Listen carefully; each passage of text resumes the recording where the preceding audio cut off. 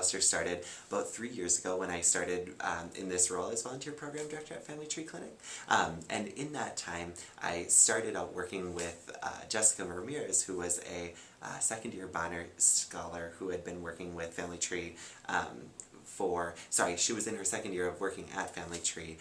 third year student at McAllister. So really at that time I got kind of launched into working with the Bonner program and with Consuelo and with all the different folks at McAllister, and got to kind of start to learn a little bit about the programming. The great thing has been really being able to take some of the work that had been done in the past and bringing that kind of to fruition and working with Jessica and working with some of the other folks.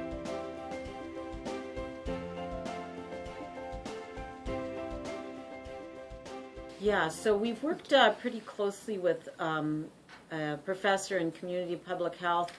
because we're trying to become a trauma-informed school. A trauma-informed school is a school that recognizes that their students have had highly stressed lives, and so how can we create an environment that's really supportive of students that are coming to us with that level of stress. And so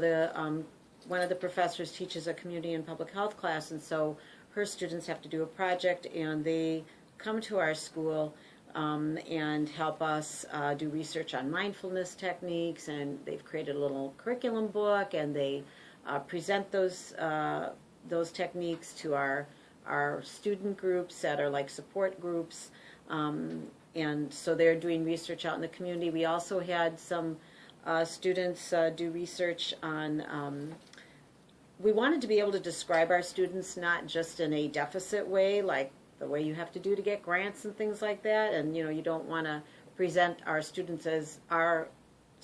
school as victims, and so we challenged a group of students from McAllister to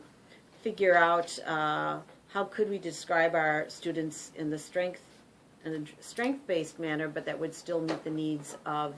our grant, the people that write grants, and also that we could use as training materials for our volunteers, because we're always trying to figure out how to properly prepare volunteers for kind of the culture shock that happens when they come and work with a demographic that's just really different from their own.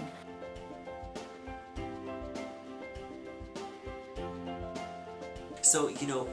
the awesome thing about working with the Bonner Scholars program is that it's really been a huge resource for us for actually developing our volunteer programming. So we actually have a really, really dedicated volunteer pool, which is really, really exciting. We have about 50 to 60 volunteers at any time who volunteer about 3 hours a week to do patient education, to do a lot of other types of administrative support roles for us. But the Bonner Scholars, with their sort of larger time commitment, have really been able to help us move some of that 3-hour-a-week programming type of work into more into some deeper, more interesting roles and opportunities for both the Bonner Scholars and for other volunteers as well. So for example, Jessica helped us to develop an off-site testing program at McAllister, which is now going to be replicated on other campuses by new Bonner Scholars, and that opens up opportunities for other volunteers to do more hands-on testing, not just the patient education component in the clinic, expands kind of the work that we're doing beyond our walls, and is able to kind of get some more people who would maybe be interested in doing that type of work, in doing lab work or doing other types of more clinical work, to get an opportunity to do some practicing, which is cool.